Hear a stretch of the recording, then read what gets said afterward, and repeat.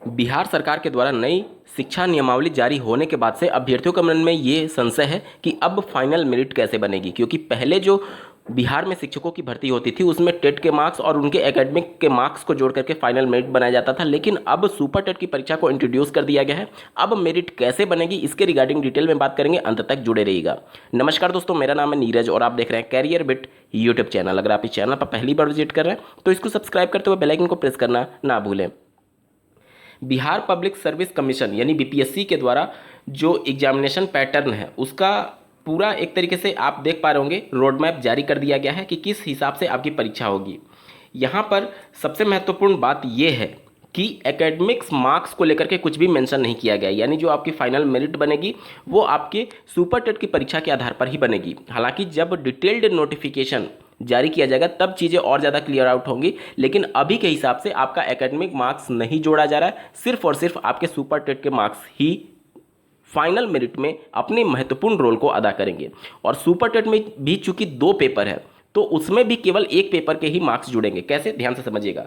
देखिए, पहला जो पेपर होगा 2 घंटे का, जिसमें 100 प्रश्न रहेंगे, जिसमें 25 प्रश्न अंग्रेजी से रहेंगे और 75 प्रश्न आप हिंदी, बांग्ला और उर्दू में से कोई भी एक सेलेक्ट कर सकते हैं। मतलब कि इंग्लिश तो सबको कंपलसरी है, बाकी के जो 3 लैंग्वेज मैंने आपको बताया हिंदी, उर्दू और बांग्ला, इसके में से कोई भी एक ऑप्शन आपको चुनना होगा और इंग्लिश के 25 और बाकी के जो आप लैंग्वेज का ऑप्शन चुनेंगे उसके 75 अंक के प्रश्न पूछे जाएंगे।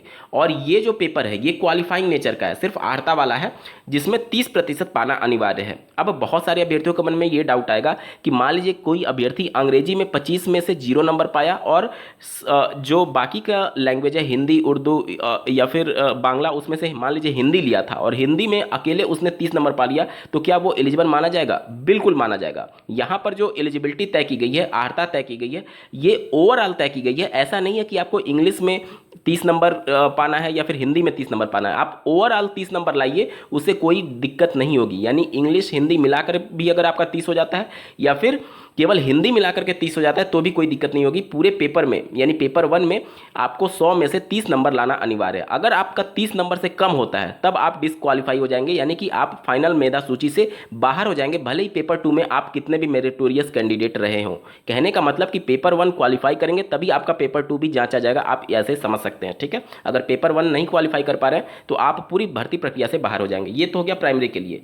अब प्राइमरी के लिए जो दूसरा पेपर होगा वो होगा सामान्य अध्ययन का, जिसमें 150 प्रश्न पूछे जाएंगे और इन 150 प्रश्नों को सॉल्व करने के लिए आपको 2 घंटे का समय दिया जाएगा। प्रश्न बहुविकल्पीय होंगे और यहाँ पर जो फाइनल मेरिट बनेगी ये इसी पेपर के आधार पर बनेगी। इस पेपर में प्रत्येक कैटेगरी वाइज क्वालिफाइंग मार्क्स अलग से डिसाइड किया गया है। आप स्क्रीन पर देख पा रहे होंगे। यहाँ पर देखिए, अगर आप जनरल कैटेगरी से बिलोंग करते हैं तो आपके लिए 40%। अगर आप ओबीसी से बिलोंग करते हैं तो 36.5%।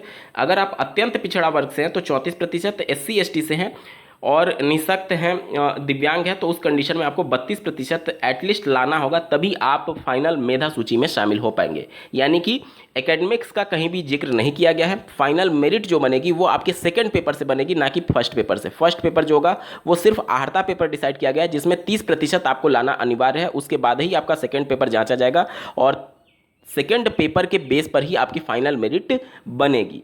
उम्मीद करता हूं आपके डाउट्स क्लियर हो गए होंगे। बावजूद इसके अगर आपका कोई प्रश्न रह जाता है तो कमेंट के माध्यम से पूछ सकते हैं। इस वीडियो को देखने के लिए आपका बहुत बहुत धन्यवाद। भगवान करे आपका दिन शुभ हो।